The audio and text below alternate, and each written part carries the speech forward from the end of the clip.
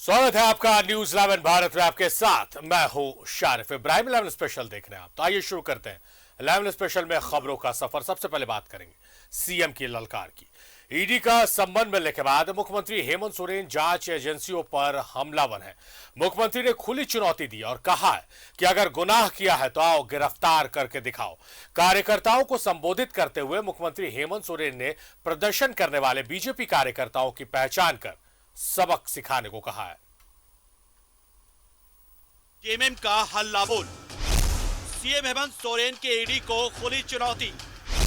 गुनाह किया है तो गिरफ्तार करके दिखाओ। ईडी को माकूल जवाब देने का ऐलान। जेएमएम ने ईडी के खिलाफ मोर्चा खोल दिया है। अवैध खनन मामले में पूछताछ के लिए ईडी ने सीएम को समन जारी किया, लेकिन अब इसके खिलाफ जेएमएम सड़क पर उतर आया है। मुख्यमंत्री ने भी सीधे तौर पर ईडी पर हमला बोला और ईडी को खुली चुनौती दे डाली। कहा कि अगर मैंने गुनाह किया है तो आओ मुझे गिरफ्तार करके दिखाओ। अगर इतना बड़ा जुर्म किया है तो ऐसा करो, तुम आओ और हमको अरेस्ट करके दिखाओ तो आओ। हमने किसकी हत्या की, कौन सा गुनाह किया है, संबंध क्यों बेचते हो? अगर हमने गुनाह किया है तो पूछताछ क्यों करते हो? सीधा अरेस्ट करके दिखाओ, फिर इस रात का जनता जवाब। ईडी के समन से जेएमएम में उबाल है। सैकड़ों की संख्या में जेएमएम कार्यकर्ता जुटे, जहां से सभी सीएम आवास पहुंचे, जहां मुख्यमंत्री ने कार्यकर्ताओं को संबोधित करते हुए कहा कि ईडी के हर सवाल का माकूल जवाब समय पर दिया जाएगा। इनके एक एक मंसूबे को हम लोग नाकाम कर रहे हैं। आप लोग तैयार हैं? इस रात को हम लोगों ने लड़कर लिया है, इनके षड्यंत्र को भी हम लोग लड़कर नाकाम करेंगे। अगर गुनाह किया है तो आओ गिरफ्तार करके दिखाओ। राज्य सरकार के खिलाफ रची जा रही है साजिश। अपने पाप का ठिकरा सरकार पर फोड़ रही है बीजेपी। नहीं होने देंगे हम इनके मंसूबे को कामयाब। ईडी और सीबीआई का लिया जा रहा सहारा। आने वाले चुनावों में बीजेपी का सुपड़ा होगा साफ। सीएम ने कहा कि राज्य के आदिवासी मूलवासियों को कुचलने के लिए बाहरी गैंग काम कर रहा है, जिसकी पहचान कर ली गई है, जिन्हें सबक भी सिखाया जाएगा। कभी ये सीबीआई का बहाना लेते हैं, कभी ईडी का बहाना लेते हैं, कभी कोर्ट कचहरी को लेकर के ये लोग आगे बढ़ते हैं। आजकल ये लोग इस राज्य में कुछ बाहरी गैंग सक्रिय हो चुका है, जो इस राज्य के यहाँ के मूलवासी आदिवासियों को अपने पैरों पर खड़ा नहीं होने देना चाहता। हमने उन गैंगों का पहचान कर लिया है और एक एक को हम लोग जवाब दे रहे हैं। अब इस राज्य में बाहरियों का नहीं, झारखंडियों का चलेगा। हेमंत सोरेन ने न सिर्फ ईडी, सीबीआई और केंद्रीय जांच एजेंसियों पर हमला बोला, बल्कि केंद्र सरकार के साथ साथ बीजेपी पर भी जमकर निशाना साधा। मुख्यमंत्री ने जेएमएम के कार्यकर्ताओं को कहा कि आने वाले दिनों में बीजेपी धरना प्रदर्शन करने जा रही है, उनकी पहचान कीजिए, समय आने पर सबक सिखाना है। अभी इन लोग सुने हैं कि कल परसों धरना प्रदर्शन करें।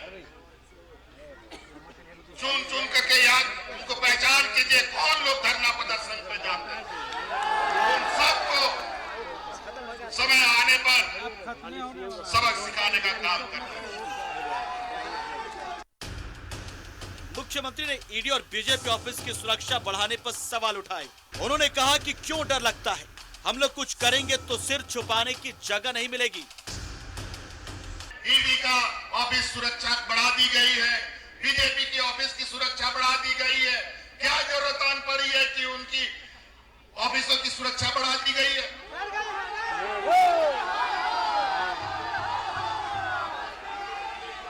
क्यों डर लगता है क्या झारखंडियों से? अभी तो हमने कुछ किया ही नहीं है। जब झारखंडी अपनी चीजों पर उतर आएगा तो वो दिन दूर नहीं जहां आप लोगों को यहां सर छुपाने का भी जगह नहीं मिलेगा। ईडी के समन के बाद सीएम हेमंत सोरेन ने राजधानी रांची में शक्ति प्रदर्शन किया और केंद्र सरकार के साथ केंद्रीय जांच एजेंसियों को भी खुली चुनौती दे डाली। उन्होंने कहा कि हमारी सरकार ही 1932 का खतियान और ओबीसी को 27% आरक्षण देगी। ये आपकी सरकार जिस तरीके से आदरणीय दिसोम गुरु ने ये राज ला के दिया है और ये हेमंत सोरेन इस राज को 1932 का खतियान देने जा रहा है।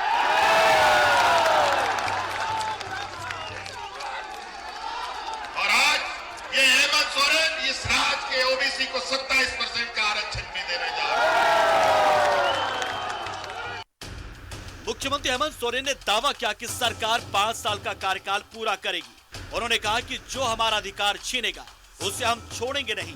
कई बार सरकार गिराने की साजिश रची गई, लेकिन हर बार मुंह की खानी पड़ी।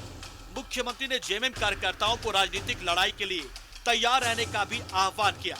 न्यूज़ 11 भारत के लिए रांची से राकेश कुमार की रिपोर्ट।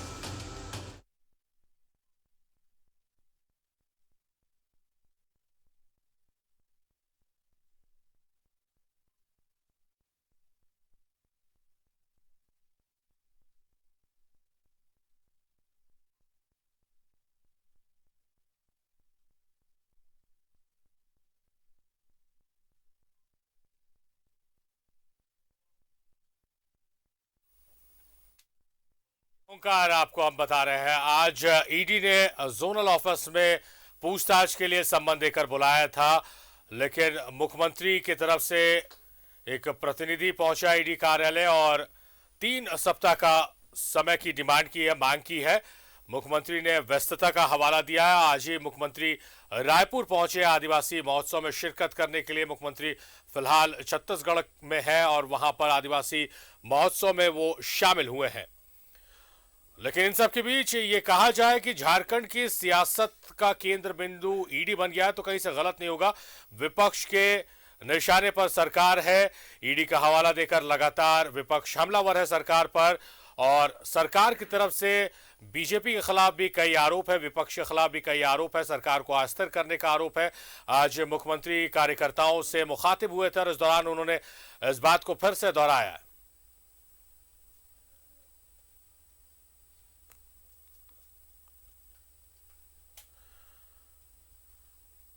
आपको बताया कि लगातार ईडी की कार्रवाई झारखंड में जारी है। एक के बाद एक पूछताछ और गिरफ्तारियों का दौर जारी है और इसी कड़ी में मुख्यमंत्री हेमंत सोरेन को भी सम्मन देकर बुलाया गया, जिसके खिलाफ उन्होंने समय की मांग की है। 3 सप्ताह का समय मांगा है।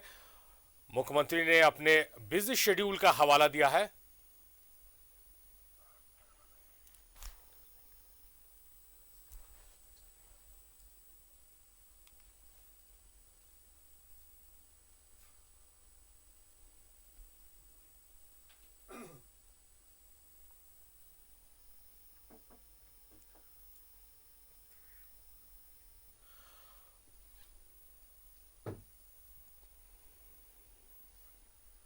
तो झारखंड की सियासत कहीं ना कहीं ईडी यानी इन्फोर्समेंट डायरेक्टरेट के इर्द गिर्द घूम रही है और इसी मसले पर आज हमारा डिस्कशन होगा, हमारी चर्चा होगी और कुछ खास मेहमान हमारे साथ जुड़ेंगे। लेकिन फिल वक्त हमारे साथ जेएमएम के प्रदेश प्रवक्ता मनोज पांडे जी जुड़ गए। हम सबसे पहले उनका रुख कर लेते हैं। मनोज जी, स्वागत है आपका न्यूज़ 11 भारत में।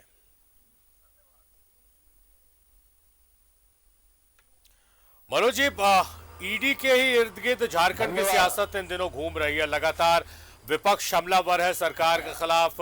ईडी जो कार्रवाइयां कर रही है उसका हवाला देते हुए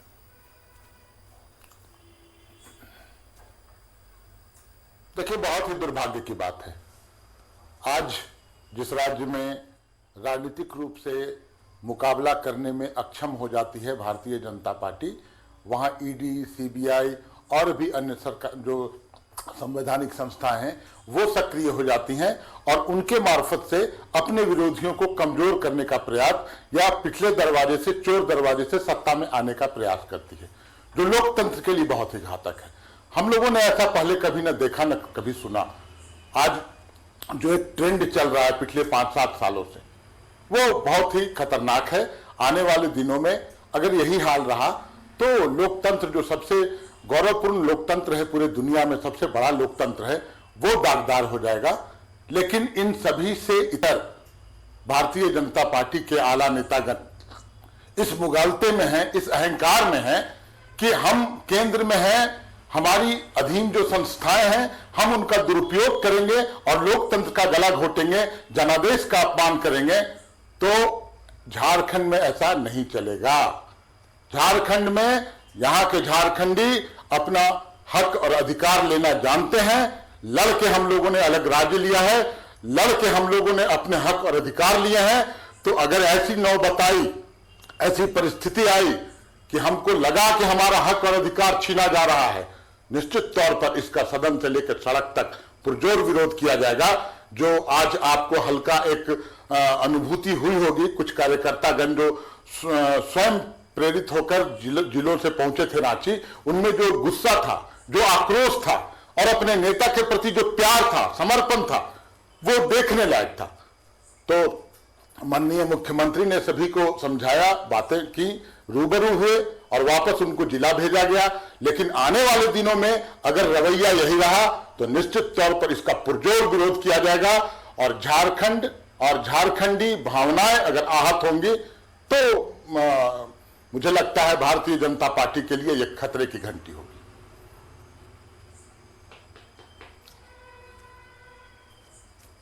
शमशेर आलम साहब है कांग्रेस से। शमशेर जी स्वागत है आपका। हमारे साथ प्रतुल सहदेव जी है। प्रतुल जी आपका भी बहुत स्वागत है हमारे स्टूडियोज में। शमशेर जी, मनोज पांडे जी का कहना आपने सुना होगा कि बड़े आंदोलन की तैयारी कर रहे हैं। जेएमएम की तरफ से आज उसका ट्रेलर जैसा कह रहे हैं कि ट्रेलर देखने को मिला जब कार्यकर्ता एकजुट हो गए थे। क्या अब तक जो जिस तरह से बैठकें हो रही है, एक मजबूत साथी के साथ कांग्रेस कदम से कदम मिलाकर चल रही है, आगे भी इन परिस्थितियों में आप आगे बढ़ते रहेंगे इसी तरह? देखिए, कांग्रेस पार्टी का जो गठबंधन है, जो जेएमएम के साथ वो सारा वो आम है। और ऐसे में ये सवाल ही नहीं उठता है कि हम हेमंत सोरेन के साथ नहीं रहेंगे या हेमंत सोरेन के साथ नहीं होंगे। हम हेमंत सोरेन के साथ किसी परिस्थिति में रहेंगे, चूंकि अभी का जो माहौल है और देश का जो माहौल है, और देश के माहौल को बनाने के लिए, विपक्ष को डराने के लिए, हेमंत सरकार के लोकप्रियता को घटाने के लिए जो भारतीय जनता पार्टी के केंद्रीय नेतृत्व साजिश कर रही है, वो साजिश जनता के सामने हम लोग बेनकाब कर देंगे। कारण है कि आप देख रहे हैं कि इन दिनों जब से सरना कोड हम लोगों ने विधानसभा में लाया, जब हम लोगों ने, हमारे माननीय मुख्यमंत्री जी ने 1932 की बात की, तो एक आंधी और तूफान की तरह अंडर करेंट झारखंडी जो जनता है, झारखंडी महान जो मतदाता है, उसके बीच में एक ऐसा मैसेज गया अंडर करेंट कि जिसको लेकर के प्रदेश भारतीय जनता पार्टी के रिपोर्ट पर केंद्र सरकार और भारतीय जनता पार्टी का केंद्रीय नेतृत्व तिलमिला चुका है। और किसी तरह एन केन प्रकरण इस सरकार को अपदस्थ कर देना चाहती है। इस सरकार को, माननीय मुख्यमंत्री हेमंत सोरेन को, छवि को बर्बाद कर देना चाहती है। जो गठबंधन के लोग, चाहे जेएमएम हो, चाहे राजद हो, चाहे कांग्रेस हो, हम लोग किसी कीमत में बर्दाश्त नहीं करेंगे। चूंकि जनता ये जान रही है कि सरकार आपके द्वार के माध्यम से हम उन अंतिम व्यक्ति तक हमारे मुख्यमंत्री और विधायक दल के नेता आलमगीर आलम साहब पहुंच रहे हैं, जहां पर आज तक भारतीय जनता पार्टी की हुकूमत के मुखिया कभी पहुंच नहीं पाए थे। हम वृद्धा पेंशन से लेकर के और राज्य में कैसे बड़े उद्योग लगाए जाए, हम मतलब जीरो से लेकर के और ऊपर तक हम जन समस्याओं को सुन रहे हैं और उसका ऑन द स्पॉट निदान कर रहे हैं। इन सारे सवालों को लेकर के भारतीय जनता के पास अब तो, पार्टी के पास अब तो प्रदेश में पूंजी बची हुई नहीं है, न कोई लीडर है और न कोई कार्यक्रम है, न कोई हमारे कहने का मतलब है कि हम ऐसी गलती भी नहीं कर रहे हैं कि जिसको लेकर के, चूंकि ये ईडी और सीबीआई, जनता इनके साथ है नहीं, तो ईडीआई और सीबीआई का इस्तेमाल, ईडी की महत्ता घटी है झारखंड में। आप देखिए पिछले 6 महीने से जिस तरह से ईडी का रुख रहा है, ईडी के जो क्रियाकलाप रहे हैं, ईडी के जो काम करने का तरीका रहा है, वो आपको अब जनता ईडी के सवालों को या ईडी के कार्रवाई को महत्व भी नहीं देती है। आप देखें हमारे माननीय मुख्यमंत्री जी ने किस तरह से ठीक है, ईडी हमारा संवैधानिक ये है और हम जब बुलाया गया हमने उसके माध्यम से पत्र दे करके हमने, हमारे मुख्यमंत्री जी तो तैयार है सामना करने के लिए, लेकिन हम ईडी का भी सामना करेंगे और जो पार्टी के लोग साजिश कर रहे हैं उनके खिलाफ भी हम रोज सड़क से लेकर के सदन बहुत तक पेशेंस से रहेंगे। सुन रहे थे। प्रतुल जी, आपको हमने वो खबर भी दिखाई जिसमें मुख्यमंत्री हमलावर रहे बीजेपी पर, विपक्ष पर, और दो गेस्ट भी हमारे साथ है जेएमएम को रिप्रेजेंट कर रहे हैं और कांग्रेस को कहीं ना कहीं बीजेपी निशाने पे। और सबसे बड़ा जो गंभीर आरोप लग रहा है कि सत्ता के लिए, सत्ता को अस्थिर करने के लिए बीजेपी तमाम संवैधानिक संस्थाओं का दुरुपयोग कर रही है। देखिए मेरा सबसे पहले आग्रह होगा कि मैंने बड़े भाइयों मनोज जी को और शमशेर जी को बिना टिप्पा टिप्पणी के पूरे आराम से सुना। मुझे भी थोड़ा वक्त दे ताकि मैं भी चीजों को समझा सकूं। देखिए ये मोदी जी का न्यू इंडिया है। यहाँ however high you may be, but if you have indulged in corrupt practices, the long arm of law will catch you. आप कितने भी ऊंचे पद पर क्यों हो, अगर आपने भ्रष्ट आचरण किया है तो कानून के लंबे हाथ मोदी जी के शासनकाल में आपको छोड़ने वाले नहीं है। और रही बात जो केंद्रीय एजेंसीज की कि केंद्रीय एजेंसीज इस तरीके से काम कर रही है, तो ये सुप्रीम कोर्ट ने बड़े फेमसली यूपीए के शासनकाल में कहा था कि सीबीआई पिंजरे में कैद तोते के समान काम कर रही है। तो ईडी का गठन जो था वो तो 2005 में हो चुका था, लेकिन उसको शक्तियां 2018 में हमारी सरकार ने संशोधन करके दी ताकि जो ईडी को रेड करने की शक्ति मिल सके, अरेस्टिंग की, डिटेंशन की और सीजर की। आपको पता होगा शरीफ जी कि 1 लाख करोड़ की संपत्ति ईडी ने पिछले 5 वर्षों में सीज किया है। और माननीय मुख्यमंत्री जी को मैं सुन रहा था, वो मुख्यमंत्री है पूरे प्रदेश के, हमारे भी मुख्यमंत्री हैं, लेकिन आज मुख्यमंत्री जी की भाषा पूरे तरीके से असंयमित थी। पहले तो उन्होंने कहा कि ईडी क्यों मुझे बुला रही है, अगर उनको दोष लगता है तो सीधे गिरफ्तार करें। चंद घंटों के बाद वो अपने बयान से पलटते हैं और ईडी से 3 हफ्ते का समय मांगते हैं।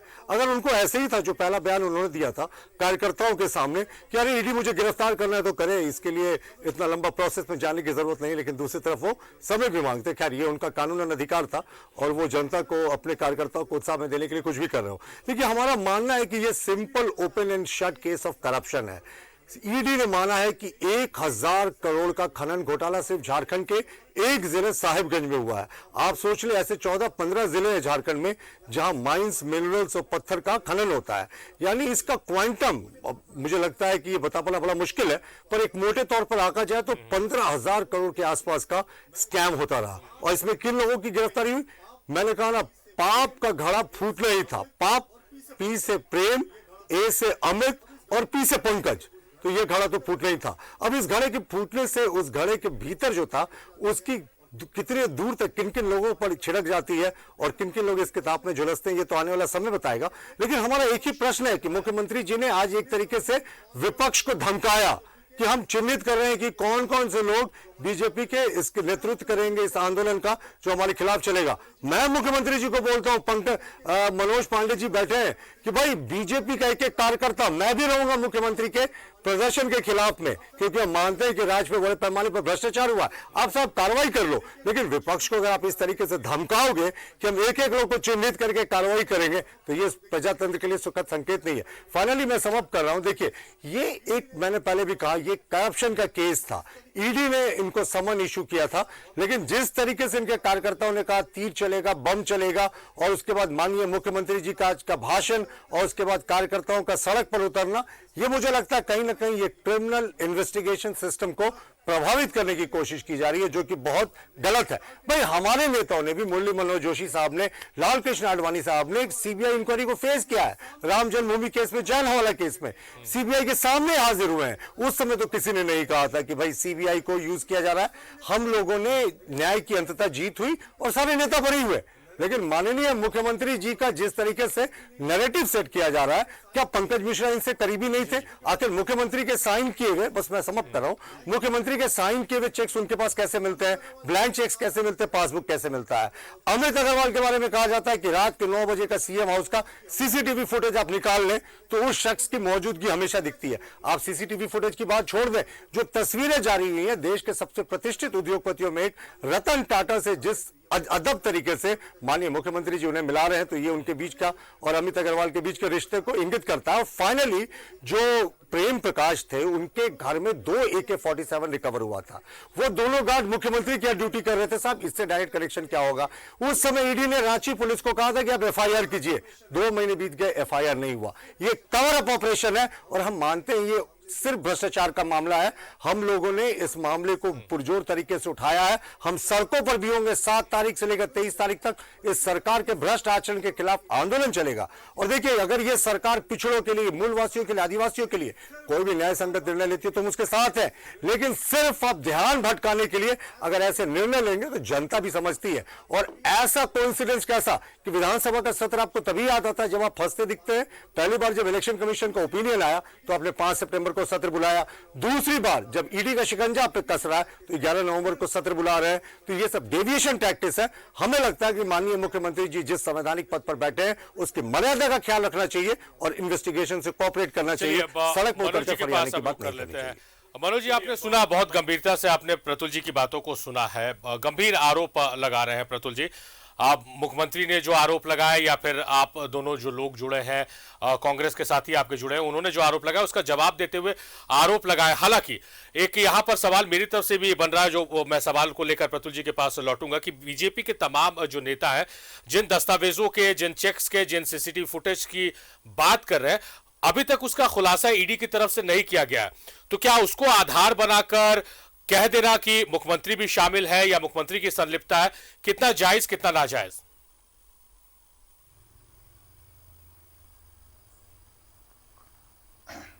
हेलो जी मनोज जी। हेलो,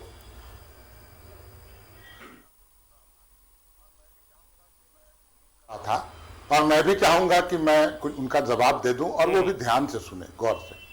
मैं सबसे पहले, मैं प्रतुल जी ने बोला न्यू इंडिया, मैं भी मानता हूं न्यू इंडिया, क्योंकि ऐसा इंडिया हम लोगों ने कभी नहीं देखा था जहां संवैधानिक संस्थाएं बंधक बना ली गई हों, उन्हें पूरी तरह से अपने कब्जे में लेकर उनका दुरुपयोग किया जाता हो। हम लोगों ने नहीं देखा था। ये न्यू इंडिया है, ये न्यू इंडिया है। हमने देखा कि एक घड़ी बनाने वाली कंपनी को पुल बनाने का ठेका दे दिया गया, ये न्यू इंडिया है। और 140 लोग की हत्या हो जाती है। मौत में नहीं मानूंगा, यह हत्या है, उसकी नैतिक जिम्मेवारी भी कोई नहीं लेता है। ये न्यू इंडिया है। ये पार्टी विद डिफरेंस के लोग हैं, कोई जिम्मेवारी लेने को तैयार नहीं है। घड़ी बनाने वाली कंपनी पुल बना रही है गुजरात में, वारे गुजरात मॉडल। हम लोग मानते हैं ये न्यू इंडिया है, क्योंकि हम लोगों ने देखा है कि लोकतंत्र की लाज लज्जा बचाने में कभी भी, आज इतिहास उठाकर देख लीजिए, आजाद भारत के आज आजादी के इतने वर्ष बीत गए, किसी दल ने, हर दल की सरकार रही, लेकिन आज जो पराकाष्ठा, जो अनैतिकता दिखती है राजनीतिक दलों में, खासकर भारतीय जनता पार्टी में, वो आज तक हम लोगों ने नहीं देखा। आज राजनीतिक विरोधियों को परास्त करने के लिए किस तरह के हथकंडे अपनाए जाते हैं। आज ईडी कहां सोई हुई है? गुजरात में उसका ऑफिस बंद हो गया है, क्या पूछा जाए इनसे। आज मुद्रा पोर्ट जो बंदरगाह है, जहां अडानी के बंदरगाह से 600 किलो अफीम पकड़ाया, बरामद हुआ, वहां ईडी कहां थी? सीबीआई कहां थे? भाजपा शासित राज्यों में ईडी और सीबीआई के दफ्तर बंद हो गए क्या? महेश शाह के जो पैसे, कितने लाख, कितने करोड़ रुपया गाड़ी में बरामद हुआ, वो कहां गया? आज गुजरात में जो हो रहा है, बनासकांठा में जो हो रहा है, आज जो आदिवासियों पर अत्याचार हो रहा है, वो सब हम लोगों ने पहले कभी नहीं देखा था। आज एक निर्वाचित जनप्रतिनिधि, आज प्रचंड जनादेश के साथ जिन्होंने सत्ता संभाली, आज उस आंदोलनकारी का बेटा, आज वो जो शिबू सोरेन का बेटा, सिद्धू कान्हू का वंशज, आज उसे प्रताड़ित कर रहे हैं आप, इसलिए कि आप राजनीतिक मुकाबला उससे नहीं कर पा रहे हैं। आम चुनाव छोड़ दीजिए, उपचुनावों में भी 4 उपचुनावों में हम लोगों ने पटकनी दी। ये राजनीतिक रूप से अक्षम महसूस करते हैं। आज हेमंत सोरेन के सामने सभी बौने हैं इनके नेता, कोई इनका मुकाबला करने में सक्षम नहीं है, इसलिए इस तरह के हथकंडे अपनाए जाते हैं। ताकत है तो 2024 का इंतजार कर लो, 2024 में फिर फरिया लेंगे, राजनीतिक रूप से फरिया लेंगे। लेकिन आप हमारे नेता को प्रताड़ित करोगे, झारखंड का बेटा को प्रताड़ित करोगे, आदिवासी का बेटा को प्रताड़ित करोगे, एक एक झारखंडी सड़क पर उतरेगा, अपने हक और अधिकार के लिए उतरेगा। और जो होगा, हम लोग परिणाम का चिंता नहीं करते, हम लोग आंदोलन करके, लड़ाइयां लड़के, कुर्बानियां देकर हम लोगों ने झारखंड अलग राज्य लिया है।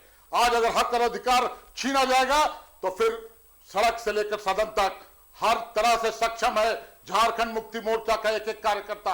अपने नेता के अपमान का बदला लेने के लिए जो कुछ भी करना पड़े, जेल जाना पड़े, कुछ भी, पुराने आंदोलन के तेवर में लौटना पड़ेगा, लौट जाएंगे, लेकिन इस तरह का अपमान और इस तरह की प्रताड़ना बर्दाश्त नहीं करेंगे। प्रतुल जी ने बोला कि इनके करीबी लोग, करीबी कौन? आपने पंकज मिश्रा का नाम लिया, आपने अमित अग्रवाल का नाम लिया, उनके साथ फोटो की बात कर रहे थे। ये माननीय प्रधानमंत्री मंच पर आसाराम बापू के साथ कई एक बार नजर आए, उनका पैर छूते थे। तो क्या आसाराम बापू ने जो कृत्य किया, जो पाप किया, उसके भागीदार माननीय प्रधानमंत्री हैं? आज जो भी कुलदीप सेंगर ने किया, जो कांड किया, क्या उसके लिए जो उनके साथ फोटो खिंचवाए हैं, जो उनके करीबी थे, वो भी दोषी हैं? इनसे पूछना चाहिए। जो जी जरूर आपके सवाल को, हम आपके सवाल को लेंगे। प्रतुल जी जवाब देना भी चाह भी रहे। मनोज जी, मगर यहां पर हम आलम साहब हैं, प्रतुल सहदेव जी हैं और मनोज पांडे जी भी हमारे साथ जुड़े हुए हैं। ब्रेक में जाने से पहले प्रतुल जी जवाब दे रहे थे मनोज पांडे जी के सवालों का। प्रतुल जी आपके पास आते हैं, कुछ कह रहे थे आप? जी, मैं मनोज पांडे जी की बात को सुनना था। उन्होंने कहा कि भारतीय जनता पार्टी का कोई नेता माननीय मुख्यमंत्री हेमंत सोरेन जी का मुकाबला नहीं कर सकता। मैं बिल्कुल सहमत हूं। हमारी पार्टी का कोई नेता माननीय मुख्यमंत्री जी के शासन प्रणाली का और उनका मुकाबला नहीं कर सकता। भाई, आखिर 3 साल में 5700 रेप केसेस हुए, 4000 मर्डर्स हुए, सांप्रदायिक दंगों में झारखंड 2021 में नंबर 1 था। और जिस तरीके से बेरोजगारी दर अभी हाइट पर पहुंची है और तमाम जो अवैध खनन के मामले आए हैं सामने, सिर्फ एक जिले में 1000 करोड़ का अवैध खनन हुआ, तो हमारे नेताओं का माननीय मुख्यमंत्री जी से कोई मुकाबला नहीं। और यू टर्न लेने में जितने मास्टरी इस सरकार को है, माननीय मुख्यमंत्री जी को, हमारे किसी नेता को नहीं। साहब, 5 लाख रोजगार कहां गए? माननीय मुख्यमंत्री जी का वादा था। बेरोजगारी भत्ता सभी युवाओं को देने का इन्होंने वादा किया था, बेरोजगारी भत्ते की राशि सरेंडर हो गई। हमारे किसी नेता में ऐसा हिम्मत नहीं है कि इतना बड़ा वादा करके वो पीछे हटे। मैं सहमत हूं। और आप दूसरी बात देखें कि इन्होंने कहा था कि महिला की सुरक्षा के लिए विशेष प्रबंध किए जाएंगे। यहां महिला अत्याचार की संख्या बढ़ गई। सभी किसानों का लोन माफ किया जाएगा, इन्होंने कहा था। 32 लाख किसान है झारखंड में और इसको इन्होंने 1,11,12,000 में चंद लाख रुपए की राशि देकर इस पूरे मामले को निपटा दिया। तो माननीय मुख्यमंत्री से हमारे किसी नेता का कोई मुकाबला नहीं हो सकता। लेकिन देखिए, बड़ा प्रश्न यहां पर है कि इस पूरे मामले में विक्टिम कार्ड क्यों खेला जा रहा है कि एक आदिवासी मुख्यमंत्री को अपदस्थ करने की कोशिश कर रही है बीजेपी या उनको सत्ता से हटाना चाहती है। अर्जुन मुंडा भी एक आदिवासी का बेटा था जिसको माननीय मुख्यमंत्री हेमंत सोरेन ने समर्थन वापस लेकर हटाया था। उस समय इनकी आदिवासियत कहां चली गई थी? एक आदिवासी मुख्यमंत्री को सत्ता से हटाने का श्रेय तो झारखंड मुक्ति मोर्चा को सबसे पहले जाता है। और हमें नहीं पता था कि भ्रष्टाचार को किसी जाति, धर्म या किसी विशेष समुदाय से जोड़कर देखा जाता है। भ्रष्टाचार भ्रष्टाचार होता है। साहब, आपको लगता है कि एक थाना क्षेत्र में कोई घटना होती है, उस क्षेत्र के थानेदार को पता नहीं होता है? साहिबगंज में एक एयरक्राफ्ट कैरियर के साइज का पानी का जहाज था जिसमें करीब करीब 20 फाइटर प्लेन्स एक साथ आ सके, इतना बड़ा वो पानी का जहाज था। उसके जरिए इलीगल माइनिंग होती रही। क्या वहां के लोकल थानेदार, वहां के डीसीएसपी और कहां के रोड पे बैठे रहनुमाओं को पता नहीं था? ये बात मानने लायक नहीं है। लेकिन ये सत्ता के संरक्षण में सारा खेल चल रहा था, वरना इतना बड़ा रैकेट पूरे राज्य में चलता। अभी तुम सिर्फ साहिबगंज जिले में सीमित है। जिस तरीके से आप देखिए, पूरे कोल्हान से लेकर संथाल परगना तक कोयले की अवैध तस्करी हुई, अवैध खनन हुआ है। जानकार बताते हैं इन्होंने कोल इंडिया को पीछे छोड़ दिया। तो जहां कोल इंडिया को ये पीछे छोड़ दे तो आप सोच सकते हैं कि जल जंगल जमीन का नारा देकर सत्ता में आने वाली पार्टी ने एक्चुअली झारखंड की खनिज संपदा का कितना दोहन किया। अब ये नया नैरेटिव सेट करने की कोशिश कर रहे हैं और पूरे ध्यान को भटकाने की कोशिश करें। ये करप्शन का मामला है और ये अगर कहेंगे तो हम ये भी सुनको पढ़ के सुना देंगे जो ये कहते हैं कि सेलेक्टिवली टारगेट किया जाता है।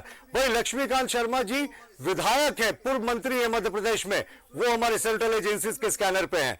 इसके अतिरिक्त सुरेंद्र पटवा जी छत्तीसगढ़ में विधायक हैं, उन पर सेंट्रल एजेंसीज, बीजेपी के विधायकों की मैं बात कर रहा हूं, उन पर इन्वेस्टिगेशन चल रहा है। मोहित कंबोज एक बड़ा जाना पहचाना नाम है मुंबई में, उनके ऊपर ईडी का छापा पड़ा था।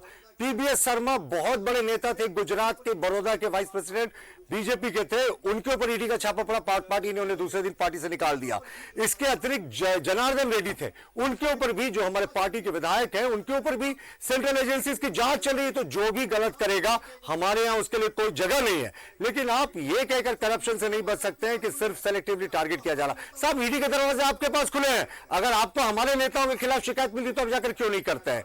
आपके पास कोई तथ्य नहीं है। देखिए, आपने क्या कहा था, माननीय मुख्यमंत्री ने सत्ता में आने से पहले कहा था 3 महीने के भीतर मैं पूर्व मुख्यमंत्री सहित सभी मंत्रियों को जेल भेज दूंगा। इन्होंने भ्रष्टाचार किया, सरकार को 3 वर्ष हो गए।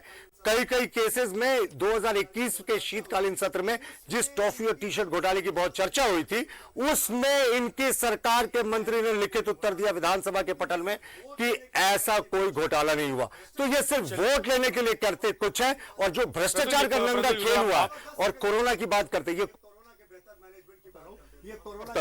कोरोना के बेहतर मैनेजमेंट की बात करते हैं तो हम इनके साथ सहमत है। कोरोना के पहले लहर में माननीय मुख्यमंत्री के लिए मर्सिडीज आ गई, दूसरे लहर में BMW आ गई, और तीसरे लहर में लैंड रोवर आ गया। यही इनका कोरोना का मैनेजमेंट था। मनोज जी, ये सिंपल केस ऑफ करप्शन है। माननीय मुख्यमंत्री जी को इन्वेस्टिगेशन के साथ सहयोग करना चाहिए। अगर इन्वेस्टिगेशन में समन हुआ, वो एक संवैधानिक पद के प्रमुख हैं। अगर आप कानून में इंटरफेयर करेंगे, इन्वेस्टिगेशन में इंटरफेयर करेंगे। सवाल लेकर हम मनोज जी के पास गए थे, हम शमशेर जी के पास लौटेंगे। प्रतुल जी, वही कह रहे हैं, आपने बहुत अच्छा अभी डेटा पेश किया कि बीजेपी के कौन से वैसे विधायक हैं जो रडार पर है जांच एजेंसियों के, चाहे वो सीबीआई हो, ईडी हो। आपने बहुत अच्छे से कहा कि वो तमाम लोग जांच फेस कर रहे हैं और दोषी होंगे तो उन पर कार्रवाई की जाएगी। प्रदेश बीजेपी मुख्यमंत्री या जेएमएम के लिए, या जो लोग अभी सलाखों के पीछे, उनके लिए ये बात क्यों नहीं कहती कि जांच हो रही है, जांच के बाद कार्रवाई की जाएगी? आपके पार्टी का हर दूसरा नेता कहता है सरकार चली जाएगी, मुख्यमंत्री बर्खास्त हो जाएंगे। फैसला क्यों सुनाया जा रहा? सवाल यह है। देखिए, सिंपल केस था। मुख्यमंत्री ने माइनिंग मंत्री रहते खुद अपने नाम पर माइनिंग लीज लिया।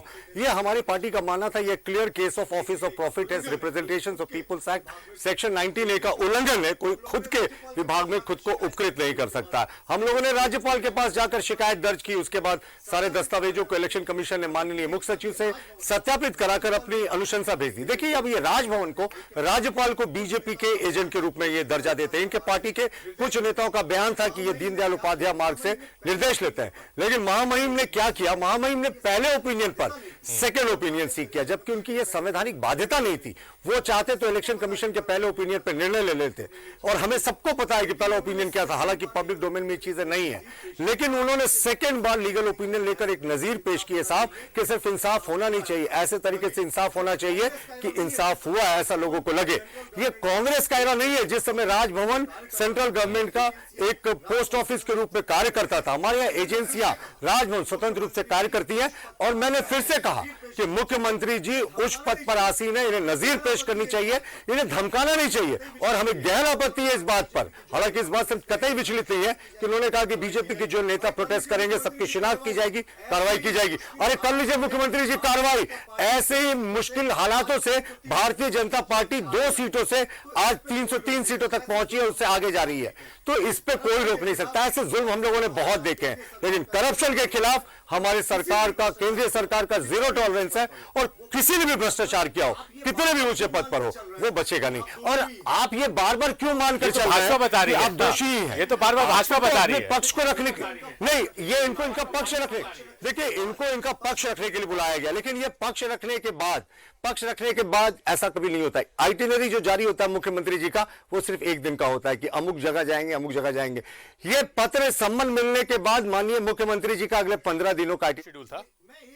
जी, आज ही बुलाया नहीं, तो नहीं, मैं 1 दिन की बात नहीं कर रहा, 15 दिन का, 15 दिन नहीं, ठीक है, आज की बात नहीं कर रहा मैं। नॉर्मली ऐसा होता है कि मुख्यमंत्री कार्यालय सिर्फ 1 दिन का शेड्यूल जारी करता है। 15 दिन का शेड्यूल जारी कर दिया इन्होंने, यानी 15 दिन की इन्होंने पहले से कह दिया कि मैं हाजिर नहीं होऊंगा। ये इन्वेस्टिगेशन से भागते नजर आ रहे हैं। कोऑपरेट करना चाहिए। माननीय मुख्यमंत्री जी, आपको किस चीज का डर सता रहा है? अगर आपने ले लेते हैं सवाल शमशेर जी, प्रतुल जी बार बार कह रहे हैं डर है, और पर एक जो मुझे समझ में आ रहा है एज अ जर्नलिस्ट, मैंने देखा कि एक प्रोसेस इससे पहले भी जो आरोपियों को बुलाया गया था उन्होंने टाइम बाय किया था, समय मांगा था। मुख्यमंत्री ने 3 सप्ताह का समय मांगा है, इसको लेकर बाजाफ्ता पत्र भेजा ईडी को, लेकिन बार बार बीजेपी की तरफ से, प्रतुल जी की तरफ से ये कहा जा रहा है कि जांच से भाग रहे हैं, अभी तो हम सुन ही रहे थे जी। अभी तो हम सुन ही रहे थे प्रतुल जी, सबसे पहले तो अपने माननीय प्रधानमंत्री जी और अपने पार्टी को लेकर के जो कसीदे पढ़ रहे थे कि मैंने 1 लाख करोड़ ईडी हमारा ला दिया और नीरू मेदी मालिया सब मिला करके 2 करोड़ लेकर के भाग गया, ये भी प्रतुल जी को बताना चाहिए। 2 करोड़ लेकर भाग गया, उनको तो आपकी सरकार ने नहीं दिया था। नहीं, अरे बात समझ, वापस वाली जारी है। फिर आप शमशेर जी 2 करोड़ लेकर भाग गया, 2 लाख करोड़ का मालिया लेकर के भाग गया, नीरू मोदी लेके भाग गया, 8-10 आदमी, सुनिए ना, अरे 8-10, ये राज्य की टोटल जनता जानती है। मैं जानता था प्रतुल जी, जब आप लोगों पर आरोप जितने आपने हमारे माननीय मुख्यमंत्री के बारे में जो कहा, मैं सुनता रहा, मैं समाप्त कर रहा हूं, खाली एक लाइन बोलकर शमशेर जी, जितने लोगों का आपने नाम लिया, इनको आपकी सरकार ने लोन दिया था, इनको वापस लाने का कार्य हमारी सरकार कर रही है जी। दूसरी चीज इन्होंने कहा, एक बहुत बड़ी बात कहा कि राज्यपाल महोदय ने मर्सी किया कि भाई उसकी फिर से ये हो, जबकि मर्सी नहीं किया, नजीर पेश किया, मर्सी ने, मर्सी जबकि सुनिए, जबकि उन्होंने ये भी कहा के साथ नजीर पेश किया, लेकिन इन्होंने एक बात कहा कि हम लोग जानते थे कि उस लिफाफ में क्या है। आप भी जानते नहीं सुनिए, आप भी जानते हैं, पहले बात समझिए, डोमेन में भी चीजें हैं, नेता कह चुके हैं। नहीं पहले सुनिए ना, नहीं, इनके पार्टी के नेता खुद कैसे चाहिए, आप ही बोलिए, हमें पता है। नहीं आप नहीं बोलिए, जब डिबेट सवाल किया है तो जवाब दीजिए। अरे शमशेर आलम के साथ डिबेट कर रहे हैं, तो शमशेर आलम जब सवाल सरकार को, मुख्यमंत्री के सदस्य लेकर सरकार को कंप्लीट कर जी, आपके पार्टी के नेताओं का था शमशेर जी साहब ने क्या कहा था? तो इन्होंने कहा कि उसके अंदर क्या था मैं जानता था। आलमगीर आलम साहब ने कैबिनेट ब्रीफिंग के बाद कहा था कि लिफाफे के भीतर, चलिए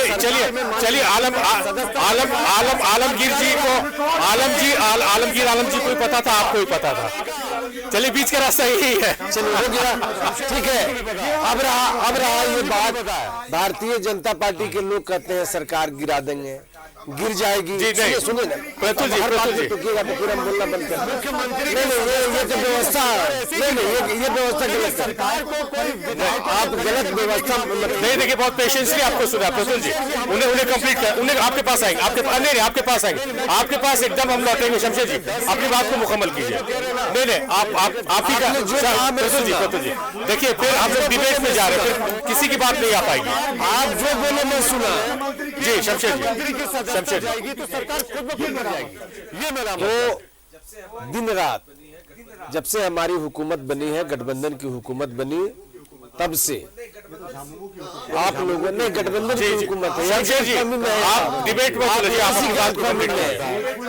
गठबंधन की हुकूमत जब से बनी है, भारतीय जनता पार्टी के यहाँ इस इकाई से लेकर के और केंद्र में जो बैठी इकाई है उसको पेट में दर्द हो रहा है, इसलिए दर्द हो रहा है। बहुत सारे चीज गिना रहे थे साहेबगंज के बारे में, मैं चैलेंज करता हूं आपके इस डिबेट में बैठ करके कि वहां पर जो माइंस मिनरल्स का जो खदान लीज पर दिया गया, भारतीय जनता पार्टी के शासनकाल में कितने लीज बांटे गए और गठबंधन की हुकूमत कितनी लीज बांटी है, दूध का दूध और पानी का साफ हो जाएगा। पहले सुनिए जी, जहाज की बात करो, अरे प्रतुल सुनो यार जी, जहाज की बात करो, क्या करो, वो जहाज को शुरुआत किसने की और किसने चलाया, इसका जवाब दो जनता को। अरे फिर वही बात, अरे ये आप बात समझिए, मैं प्रोटेशन में नहीं हूँ, शर्मिंदा पूरे बात आ जा रही थी।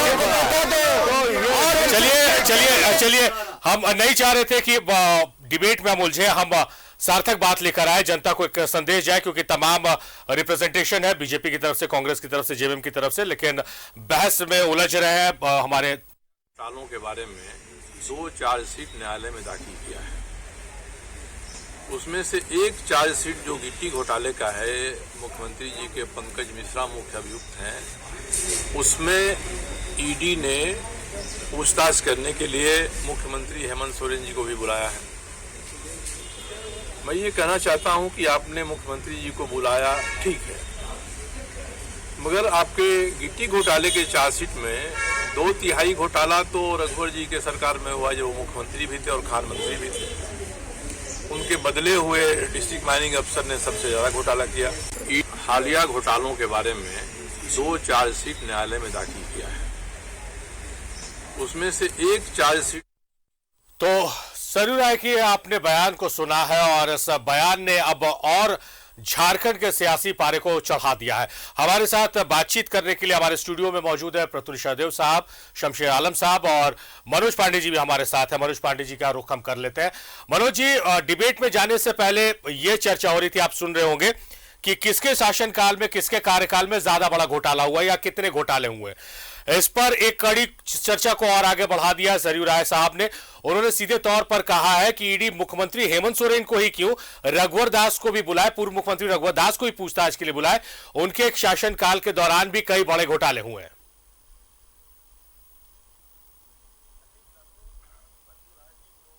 देखिए, सरयू राय जी तो भारतीय जनता पार्टी के विधायक थे, मंत्री थे, उसी कैबिनेट के मंत्री थे जिसमें मुख्यमंत्री रघुवर दास जी थे। विरोधाभास देखिए, सेम कैबिनेट का मंत्री अपने मुख्यमंत्री पर आरोप लगाता है, और आरोप ही नहीं, कई आरोप, अभी मामला अदालत में विचाराधीन है, बहुत गंभीर मामले। अभी उन्होंने जो भी बात बोला है, बहुत ही संजीदा विधायक मैं मानता हूं उनको, अनुभवी विधायक हैं, और उन्होंने जो बातें बोली है उसके पक्ष में कई एक सारे सबूत उन्होंने पेश किया है। मैं 2-4 बातें पूछना चाहता हूं प्रतुल जी से कि आप प्रेम प्रकाश के बारे बात करते हैं। प्रेम प्रकाश पहली बार कब रांची आया, किसके समय में वो क्या काम करता था, उसको अंगरक्षक उपलब्ध हुए थे रांची पुलिस से किसके शासनकाल में, मैं बता सकता हूं डेट कि कब उनको अंगरक्षक इशू हुआ। उसके अलावा उनके जो पूर्व मुख्यमंत्री, जो भारतीय जनता पार्टी के नेता है जिन पर सरयू राय जी आरोप लगा रहे हैं, वो जिस गाड़ी से चलते थे वो गाड़ी प्रेम प्रकाश द्वारा गिफ्ट में दिया गया था। और भी कई एक बातें हैं।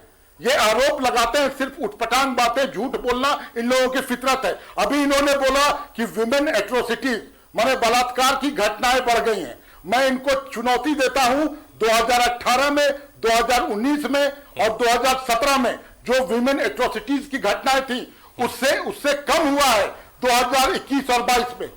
ये उठाकर आंकड़े देख लें। ये रोजगार की बात करते हैं। हम लोगों ने 4 जेपीएससी को एक साथ कराने का काम किया। हम लोग 4 जेपीएससी का एग्जाम एक बार लिए और अभी तक कितनी नौकरियां दे चुके हैं आप लोग भी जानते हैं। पिछली रघुवर सरकार ने, इनकी सरकार ने एक भी जेपीएससी की परीक्षा नहीं करवाई। मनोज जी, आपने आंकड़े पेश किए, सालाना रोजगार आंकड़े सही नहीं है। माननीय जी, आप देख लीजिए, डाटा निकाल लीजिए, एनसीआरबी का रिपोर्ट देख लीजिए। आपका आंकड़ा क्या कहता है? मैं दिखा दूंगा, मैं आपके कार्यालय में पहुंचा दूंगा। आप बैठे यहाँ पर, आप मैं दिखला दूंगा, वो अभी छोड़िए उन आंकड़ों पर। पिछले 3 वर्षों में हम सब देख चुके हैं, हम सब देख चुके हैं। लगभग 2017। मनोज जी, सिर्फ आपके आंकड़े वाले मसले पर जवाब दे रहे हैं। मैंने आपके बीच में नहीं बोला, आंकड़े पे आ रहा हूं मैं। आप गूगल करके देख सकते हैं, नेशनल क्राइम रिकॉर्ड ब्यूरो में इनके सरकार और हमारी सरकार में बलात्कार के केसेस में 28% का जंप हुआ है। और सबसे जो बुरा इनके सरकार के कार्यकाल का समय रहा, उसमें सिर्फ 1% जो बलात्कारी थे उनको स्पीडी ट्रायल के जरिए सजा दी गई। जबकि सीआरपीसी के अमेंडमेंट के बाद यह स्पष्ट हो गया है कि जो इन्वेस्टिगेशन है बलात्कार के केसेस में वो 2 महीने में खत्म होना चाहिए। यहाँ 32-34 महीने से इन्वेस्टिगेशन चल रहा है, चार्जशीट दाखिल नहीं हुआ है। और जहां तक इन्होंने पूर्व मुख्यमंत्री रघुवर दास के ऊपर जो आरोप लगाया, पूरे तरीके से बेबुनियाद। साहब, आपकी सरकार है, अगर आपकी सरकार है, आपका सिस्टम है, आपका परिवहन विभाग है, क्यों नहीं आपने अभी तक कोई मामला दर्ज किया? 3 वर्षों तक आप क्यों बैठे रहे? हमारे यहाँ एजेंसियां स्वतंत्र रूप से काम करती है, जैसे जैसे उनको साक्ष्य मिलता है वैसे वैसे उनकी कार्रवाई होती है। और मैं आपको खाली एक चीज याद दिलाना चाहूंगा कि माननीय मुख्यमंत्री जी ने मुख्यमंत्री बनने के बाद अपने एक इंटरव्यू में कहा था, जो राष्ट्रीय चैनल में प्रसारित हुआ था, कि उनसे जब पूछा गया कि आपने भाई बीआईटी से इंजीनियरिंग की परीक्षा क्यों पूरी नहीं की, तो उन्होंने कहा उस समय सीबीआई का इतना खौफ था, कब आकर हॉस्टल में उनकी दबिश हो जाए, कब उन कार्रवाई कर दे। उस कार्रवाई से उन्होंने हॉस्टल और बीआईटी की पढ़ाई छोड़ दी थी। जबकि मुख्यमंत्री सांसद रिश्वत कांड में एक आरोपी भी नहीं थे उस समय। मनोज जी ने कहा कि इनकी पार्टी ने आंदोलन करके अलग राज लिया। 92 में इन्होंने आंदोलन को ब्रेक दिया था 3 करोड़ में। झारखंड की एक जनता का मनोज जी, प्रतुल जी और शमशेर जी, मुख्यमंत्री आप जी तीनों ही बहुत काबिल पॉलिटिशियन है, बहुत अच्छे वक्ता है, लेकिन मुझे अफसोस के साथ कहना पड़ रहा है कि आज इस डिबेट में कुछ मजा नहीं आया, क्योंकि इस डिबेट के जब समापन की तरफ हम बढ़ रहे हैं तो हमारी चर्चा में यह है कि हमारी सरकार में ज्यादा बलात्कार हुए हैं, नहीं तुम्हारी सरकार में ज्यादा बलात्कार हुए। किसी बच्ची किसी महिला की अस्मत लूट रही है और अब आंकड़ों की बाजीगरी पेश कर रहे हैं कि हमारी सरकार में ज्यादा अस्मत लूटी गई है या तुम्हारी सरकार में ज्यादा अस्मत लूटी गई है। मुझे लगता है कि आप तमाम लोगों से मेरी इल्तिजा है, दरखास्त है कि इन तमाम छोटी छोटी बातों से उभरना चाहिए, क्योंकि एक संदेश जाता है जनता के बीच की झारखंड लूट रहा है, झारखंड बर्बाद हो रहा है या झारखंड विकास के पथ पर आगे बढ़ रहा है। इसकी चर्चा हम नहीं कर रहे, हम ये चर्चा कर रहे हैं कि बलात्कार कब और किस सन में ज्यादा हुआ है। बहरहाल हम सरयू राय जी के सवाल पर थे। मनोज जी, आपको बीच में हमने काटा था, हम शमशेर जी के पास भी जाएंगे। उन्होंने जो बात कही उसी को आगे बढ़ाते हैं कि ज्यादा बड़े घोटाले या जो घोटाले हुए हैं उसको लेकर ईडी रघुवर दास जी को भी बुलाए पूछताछ करने के लिए। जी, मैंने आपके चैनल पर 2 मिनट पहले मैंने ये बयान दिया कि आप ये तय कर लो कि ये जांच करा लो कि आपके शासन काल में कितने लीज बांटे गए, और उस हमारे इस वक्तव्य को सरयू राय जी ने जो दिया वो तो उसकी पुष्टि की है। नहीं, अरे प्रतुल जी उनके भाई पुष्टि की है, और मैं धन्यवाद करता हूँ सरयू राय जी को। आपने सरयू राय जी को धन्यवाद करता हूँ। अरे चोरी तो खुद आपका भाई बता रहा है, अरे चोरी तो खुद आपका भाई बता रहा है, हम क्या बोलेंगे, मैं क्या बोलूंगा। चोरी तो आपका भाई बता रहा है। भगोड़ा को आपने बताया, ये तो दुनिया जानती है। देखिए, माननीय मुख्यमंत्री ने फेमस भी कहा था, माननीय मुख्यमंत्री देखिए किसने क्या कहा ना, उसमें नहीं जाएंगे, नहीं तो फिर मनोज पांडे जी कहने लगेंगे। जी, भारतीय जनता पार्टी भ्रष्टाचार के दलदल में पूरे देश में लगी हुई है। साथ ही साथ उन्होंने कहा कि सबको पकड़ा जाता है बीजेपी के विधायकों को। अरे शारदा कांड में 400 लोगों को भारतीय जनता पार्टी ज्वाइन करा करके आपने वॉशिंग मशीन की तरह साफ कर दिया।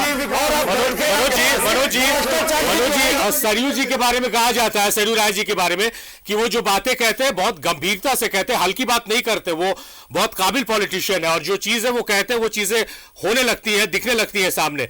तो क्या माना जाए कि ईडी के जांच का दायरा और बढ़ेगा? क्या ऐसा संभव है? ये हिम्मत नहीं है मनोज जी, शमशेर जी एक बार ले लेते हैं, मनोज जी का जवाब ले लेते हैं, मनोज जी का जवाब ले लेते हैं। शमशेर जी बहुत देर से मनोज जी से हम जवाब नहीं लिए। मनोज जी,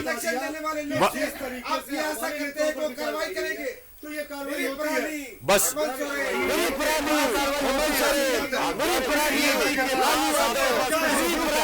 देखिए समय की कमी हमारे पास, मनोज जी को हम ज्यादा वक्त नहीं दे पाए।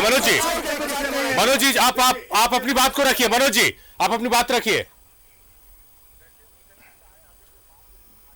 देखिए, मुझे लगता है अभी जो बात भाजपा प्रवक्ता कर रहे थे, बलात्कार की बात कर रहे थे, बलात्कारियों की पार्टी कुलदीप सेंगर, चिन्मयानंद और उत्तराखंड में अभी अंकिता के साथ जो इनके पूर्व मंत्री और उनके बेटे ने किया, देखिए फिर हम उसे बहुत शर्मिंदगी हो जाएगी। बलात्कारी हम लोग शाखाओं पे नहीं जाएंगे। मनोज जी बलात्कारी दलों की पार्टी के पीछे छिपेंगे और बलात्कार आपने करेंगे।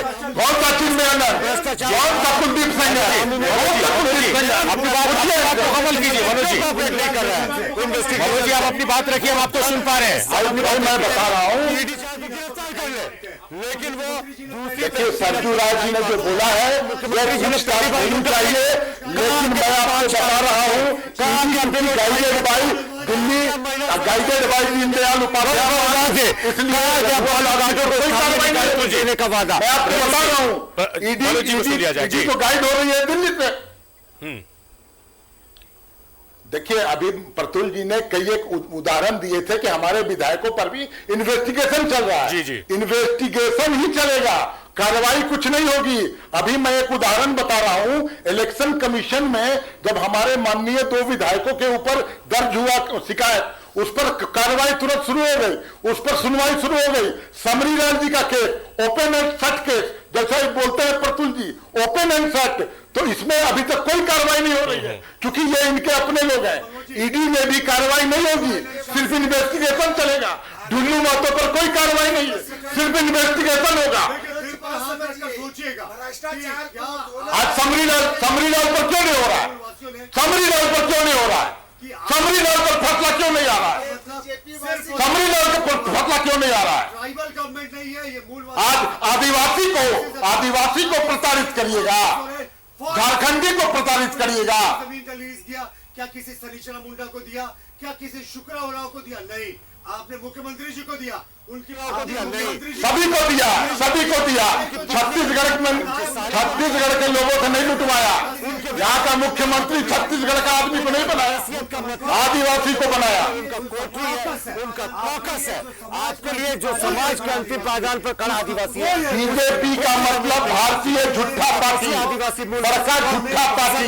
आप लोग झूठ बोलते हैं, आप लोग सिर्फ झूठ बोलते हैं, आप लोग झूठ बोलते हैं। बड़का झूठा पार्टी बीजेपी, बड़का झूठा पार्टी आप बीजेपी बोल सकते हैं, मैं तो बड़का झूठा पार्टी झूठ बोलते हैं। कभी भी है तो एक बार कहें कि मुख्यमंत्री जी के कार्यकाल में कोई घोटाला नहीं हुआ, पंकज कोई घोटाला नहीं, कोई संबंध नहीं है, अमित अग्रवाल से उनके कोई संबंध नहीं है, प्रेम प्रकाश के घर में जो AK-47 आसाराम बापू से क्या संबंध है?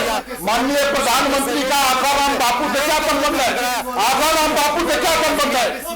आसाराम बापू से क्या संबंध है? वो भी हम लोगों ने रख दिया। प्रधानमंत्री महोदय का आसाराम बापू से क्या संबंध है? चलिए, तो हम डिस्कशन करने बैठे थे ईडी के मसले को आसाराम बापू से क्या संबंध है? पूछिए। लेकर डिस्कशन को हम एंड करेंगे, समाप्त करेंगे। जो लबोलुबाब निकला है इस पूरे चर्चा का, पूरे डिस्कशन का, कि बीजेपी की तरफ से बातें हैं, ईडी जांच कर रही है, लेकिन जांच से पहले ही बीजेपी मुख्यमंत्री हेमंत सोरेन को दोषी मान रही है। अभी उन्होंने जांच फेज भी नहीं की, पूछताछ फेज भी नहीं की। वही लगातार जेएमएम की तरफ से, कांग्रेस की तरफ से कि वो आदिवासी का देता है, बहरहाल इंतजार करना चाहिए है। कि जांच क्या होगी, जांच के बाद क्या कुछ उभर कर सामने आता है। बहुत शुक्रिया, आप लोगों ने अपना कीमती वक्त दिया। प्रतुल जी शुक्रिया, तमाम बहुत शुक्रिया, आपका बेहद शुक्रिया, आप तीनों ही।